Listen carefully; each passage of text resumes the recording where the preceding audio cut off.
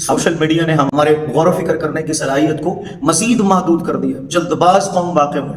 Fake, deep fake, اے آئی generated videos, مختلف طرح کے چیلنجز کا ہمیں سامنا ہے اس وقت سوشل میڈیا پر، اور ان چیزوں کو نہ سمجھتے ہوئے ہم خود اپنا نقصان کرتے ہیں بحیثیت قوم اور دوسروں کا نقصان کرتے ہیں، اور پھر غیروں کے ہاتھوں ہم استعمال ہوتے ہیں. تو میرے معزز بھائیوں، اپنے اندر مثبت تبدیلی لے کے آنی ہے، پازیٹیو چینج لے کے آنا ہے. یہ کوئی وقار، کوئی متانت، کوئی سنجیدگی نہیں ہے کہ ہم اٹھیں اور کسی عمارت کو تہ و بالا کر دیں، اس کو گرا دیں، مسمار کر دیں. ہم اٹھیں اور اپنے ہی لوگوں کی جائیدادوں کا نقصان کرتے چلے جائیں.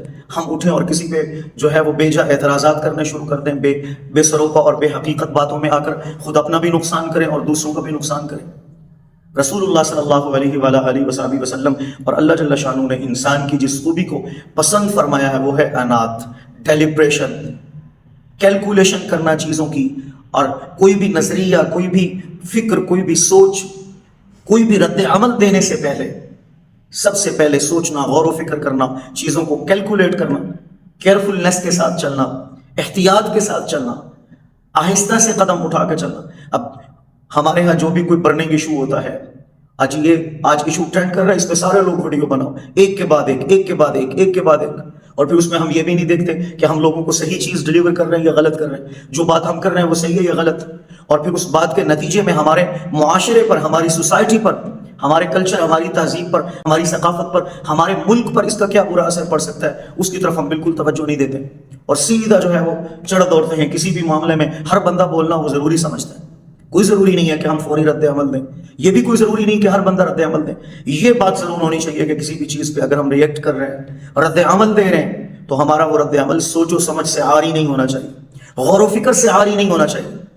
ایسا نہ ہو کہ ہماری سوچنے سمجھنے کی صلاحیت ہی ختم ہو چکی ہے اور جناب ہم کسی بھی طرف جو ہے وہ شترے بے مہار کی طرح چل نکلیں، اور ہمیں احساس نہیں ہے کہ ہماری اس جلد بازی کا نقصان کیا ہوگا، مجھے خود بحیثیت فرد کیا نقصان ہوگا، اور میری جلد بازی کی وجہ سے جس معاشرے میں، جس سوسائٹی میں میں جی رہا ہوں، میرے معاشرے کو میری جلد بازی کا کیا نقصان ہو سکتا ہے، اور کتنے سخت نتائج اس کے بھگتنے پڑ سکتے ہیں.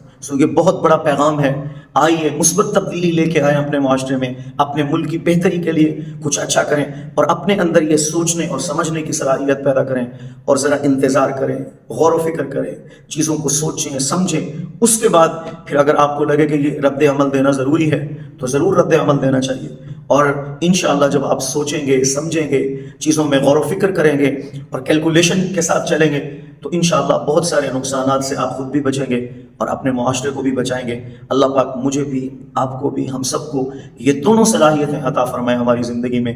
آمین بجاہ النبی الامین. اللہم صلی وسلم وبارک علی سیدنا و مولانا محمد وعلی آلہ واصحابہ کما تحب وترضی.